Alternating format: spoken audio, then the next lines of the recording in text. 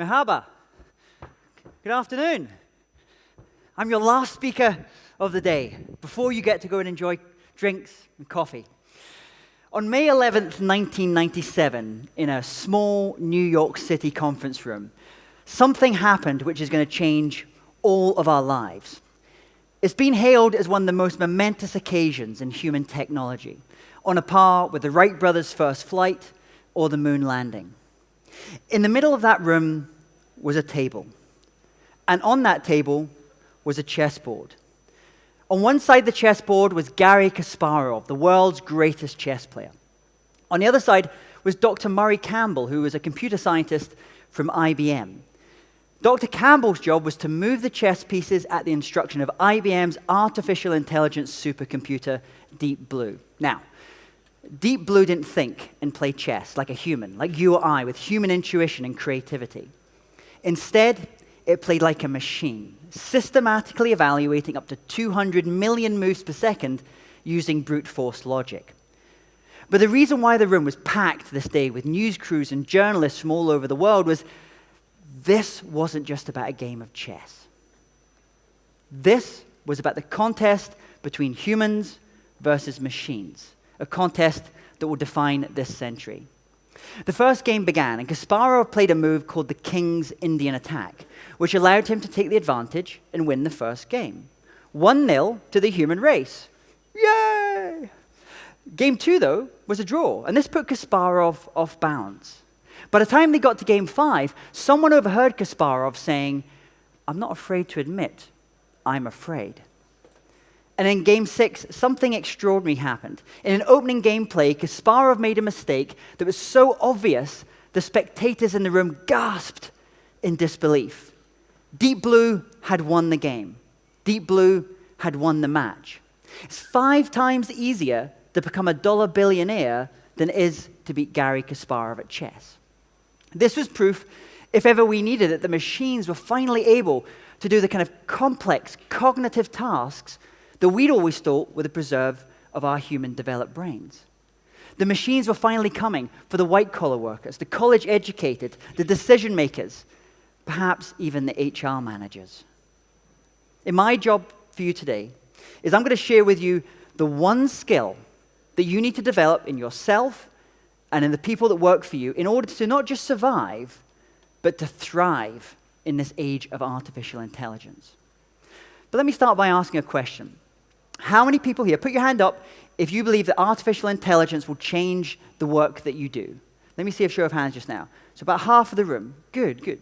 You'd be absolutely right. According to one study by the University of Oxford, it's estimated that nearly 50% of jobs could disappear over the next few years because of technology like AI, machine learning, and robotics. Those jobs that involve doing routine tasks or analytical work will disappear first. It's estimated that in the US alone, nearly 80 million jobs could go. So what can you and I do to ensure that we survive and thrive in this age of artificial intelligence? There is one skill you need to develop. Now, here's some good news for you. Everyone in this room just now already has this skill. You were all born with it. My job is to show you how you can develop it. And that skill is your creativity. It's not just me saying this. According to the World Economic Forum, creativity will move from the 10th most important job skill to the 3rd most important job skill by next year. That's because machines will take away many of the non-creative roles that we currently do in our jobs. IBM, inventors of the Deep Blue computer that beat Garry Kasparov at chess, recently interviewed 1,500 global CEOs. According to these CEOs, creativity is the most important leadership quality for success in business today. Only the other day, Jack Ma, Asia's richest man, founder of Alibaba, was asked the question, what skill should we be investing in and developing in our young people, in our organizations? He said, don't bother competing with a machine on things that could do better, faster, and cheaper. You need to focus on that one advantage that you have as a human, your creativity, your curiosity, your ability to innovate. This is me. I was brought up in Scotland, a land of castles, golf, whiskey, Braveheart, As a child, my parents would send me to walk up the summits of the mountains near where we lived, dressed in a kilt. Now, if you don't know what a kilt is a traditional dress or a skirt that a Scotsman wears.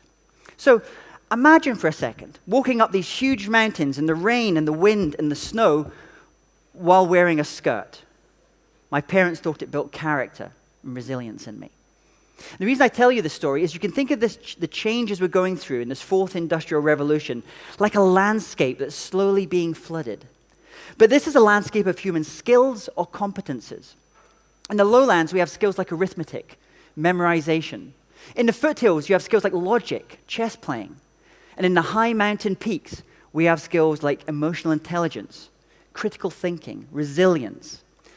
What happened was 50 years ago, the first wave of automation came through and drowned out the lowlands, taking away many blue-collar jobs, but leaving most of us dry. But today, this flood is reaching the foothills. And those knowledge workers, like every single person in this room just now, is going to have to contemplate retreat and trying to get to higher ground.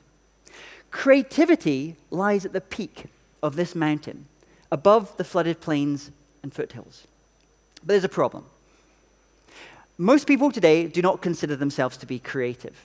One study by Adobe found that 60% of the population, when asked, would say they are not creative.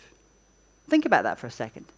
In your own organization, 60% of the people that work with you do not consider themselves to have the one skill most needed in order to thrive in this age of AI. My friend Dr. K.H. Kim from South Korea did a study. She found that IQ levels around the world have been increasing for many years, but creativity levels have been declining.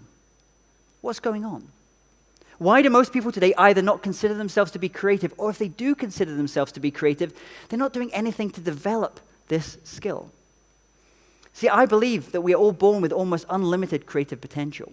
The only proof I need for this is to spend time with a 5-year-old. Give them some paints or some crayons. Watch as they create. They lose all track of time. They're in what psychologists would call a flow state. It's a beautiful thing to watch. Now think of your average office or work environment.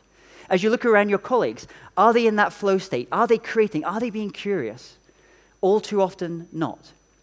You see, there's a myth that we tell ourselves as adults that hold us back from doing our most creative, our most innovative work. I call it the myth of the lone creative genius. You see, before I was up here, my previous job was I managed the careers of high-profile rock stars. I worked with members of the Rolling Stones, multiple Grammy Award winners. And sometimes I would stand there at the side of the stage watching as my artists performed. And they would have the spotlight on them. And if I looked to my left, I could see the thousands, the tens of thousands of people in the audience. And if I looked to my right, though, I could see backstage, behind the scenes, and out of sight. Now, you as an audience member, you only ever get to see the person with the microphone in their hand or the spotlight on them. You rarely get to see the 100, the 200 people backstage who are just as much a part of making this a creative and successful event as the person with the microphone in their hand. The media loves the idea of the lone creative genius, a singer with a spotlight on them, or the CEO on the front cover of the magazine, as if that CEO had single-handedly built that business. You know that's a lie. It's a fiction. Creativity is collaborative. Creativity is a team sport. After Garry Kasparov was beaten by Deep Blue, he went to a pretty dark place. Imagine what it would feel like to have spent your whole life becoming really skilled at your job, only for a machine to come along and do it better, faster, and ultimately cheaper. That sensation will be felt by hundreds of millions of people over the next few years. But after Kasparov dusted himself off, he thought, what about, instead of thinking of these machines as my competitors, what about if I think of them as my collaborators? And what happened next in the world of chess is a useful preview of what will happen in all of our jobs. You see, in the world of chess, it meant the chess grandmasters had to switch up their preparation habits. It's a matter of adapting to survive. And as we're starting to see an era of human versus machine competition ends, an entirely new one is opening up based upon human plus machine collaboration. And these hybrid collaboration systems are called centaurs, after the half-human, half-beast creatures of ancient mythology. A modern version of this would be in the movie Iron Man, where you had the Tony Stark character, played by Robert Downey Jr., and he has an AI assistant called Jarvis. And together, Tony Stark and Jarvis, they build and create these amazing things. But today, this isn't a fiction. This is a reality. In the world of chess, centaur chess players exist. A centaur chess player is a human chess player paired with an AI, working alongside an AI. And a centaur chess player, that human working alongside an AI, will beat any human chess player any day of the week. But it will also beat any artificial intelligence working on its own. That's because centaurs combine our ability to be strategic, to be creative, to ask questions, with the machine's ability to be tactical. And when you apply this idea of the centaur mindset to doing any type of creative or innovative work, I call this super creativity. Augmenting your human creativity with artificial intelligence. You know, as humans, we're makers, we're creators, we're builders of things, of products and services, companies and countries, but often it has to start with us as the human sketching out something. But what about if you just told the AI what you wanted to accomplish? Let's say, for example, you want to design a chair. Today, what you can do using something called generative design is you just say to the AI, I want to create a chair. It needs to support this much weight, it needs to weigh this much, it needs to be made from these materials, it needs to cost this much. The AI will then go and create thousands of different designs based upon the criteria you select, some of them pretty wacky. Then the human designers review all of these designs and they decide which ones to create prototypes of. It's super creative. It's human plus machines working together. The next time, for example, you travel on an Airbus A380, have a look on the plane and the inside panels and the overhead compartments. They use the same technology. The designers essentially tell the AI what they want to create. It creates thousands of different designs. The human team then decides which to prototype, create 3D models of. The final design is strong, lightweight, durable, and would not have been the kind of design that either a human or an AI could have created on their own. It's super creative. I'm going to let you into a secret just now. You can't tell anyone outside of this room. Even my talk today uses AI. Before I came here today, I used an AI to analyze the audience in this room. I also use an AI to analyze this presentation I'm giving. Why do I do that? Because I want to know the personality of the room that I'm going to be speaking to. You can use the same thing if you're looking to influence some kind of decision maker in the room. All I needed was the social media account of this conference. I gave it to the AI.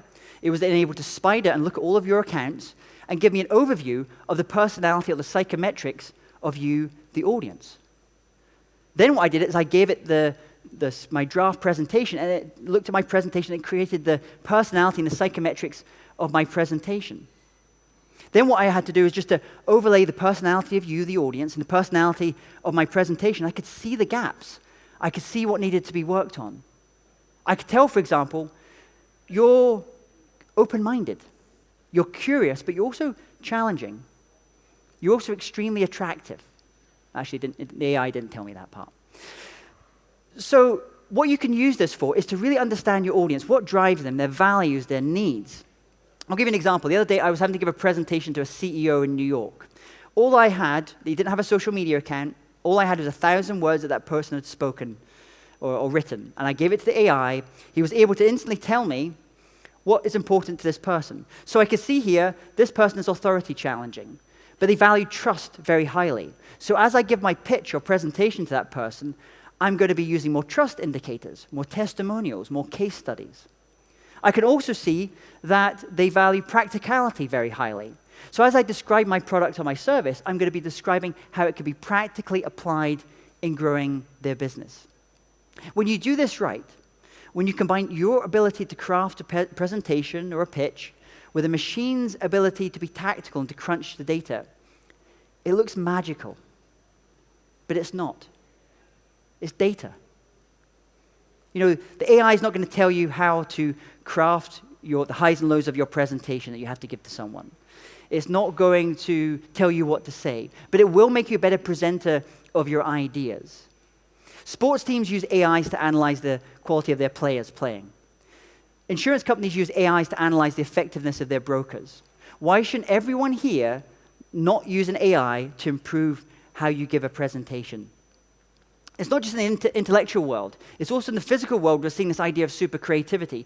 This is Jason. Jason's the world's first bionic drummer. Jason had a terrible accident at work, which caused extensive burns to his body, and he lost the use of his right arm. Imagine overnight losing something you really care about. After he picked himself up, he decided to experiment. And he started working with a robotics lab based in the United States, and he built him a robotic arm, which is powered from the muscles in the top of his arm. Today, Jason's not just the world's first bionic drummer, he's the world's fastest drummer. These are exosuits. They're worn at the Ford Motor Factory in Detroit. The factory floor wearer just puts them on. They give them almost superhuman-like strength. It also reduces the chances of workplace injuries. It also allows you to bring people back into the workforce through physical disabilities that may not have been able to be there. Look at this. Centaur, the half human, half something else. Something that we thought was an idea of mythology. Today, in the intellectual work we do or the physical work we do, this is becoming reality. Isn't that amazing? Imagine what you could create if you could combine the best of you with these exponential technologies. Imagine the products and services that you could build. Imagine the challenges and the problems in the world that we could solve together. But you'll only get there if you do things differently and you do different things. When I work with companies, I go in and give workshops on creativity, developing the creativity of the people. And I talk about these 4 types of creativity you have to develop in your organization. Team creativity, individual creativity, peer creativity, and super creativity. Team creativity is about building a creative culture in your organization, about breaking down silos, about getting people to collaborate creatively. Individual creativity is about teaching you and your team the skills in order to be better creative thinkers, so you're better able to generate and develop and execute on ideas. Peer creativity is what events like this are all about. It's where you get together with your peers to debate, discuss, and challenge ideas. And finally, super creativity is where you augment your human creativity with exponential technologies like AI. If you want to take a photo of this just now, I have an online course all on creativity and developing your creativity. It's normally a $200 course. I'm going to give access to all of you here just now that course for free. All you have to do, just take a photo of that slide just now, send that email into my team, and we'll give anyone that wants access to this online course. And it's going to teach you how to better generate, develop, and execute on your various ideas. I'll leave you the final story. This is another game. But this wasn't about the game of chess, this is the game of Go. Go is an ancient Chinese board game, much more complicated than chess. There are more potential moves in the game of Go than there are atoms in the universe. It's a beautiful game. This game was between Lee Sedol, the world's greatest Go player, and Google's DeepMind, an AI lab based in London, which had learned how to play the game of Go. No one thought an AI could do well on a game as complex and beautiful and strategic as Go. But in the first few games, the AI kept winning. But then in game 4, something interesting happened. In move 78, Lee Sedol, the human, played a move that was so creative, so innovative, so inspired, that it took the game of Go to a completely new level. Now here's my question for you. Would Lee Sedol, the human, have ever made a move like that if he hadn't have been challenged by an AI? Today, the world's best Go players play match after match alongside AIs, and they're seeing their world ranking skyrocket. Because these exponential technologies will actually help us understand something of our true creative potential. I believe everyone in this room has almost unlimited creative potential. In this room just now, there could be the future Frida Kahlo's, Zaha Hadid's, Steve Jobs, Elon Musk's. You could be sitting next to someone just now who's going to revolutionize your industry or your field. That person could be you. But you will only get there today if you go from saying to yourself, instead of just, I am creative, to be able to use these exponential technologies so you can say to yourself, I am super creative. My name's James Taylor. Thank you very much.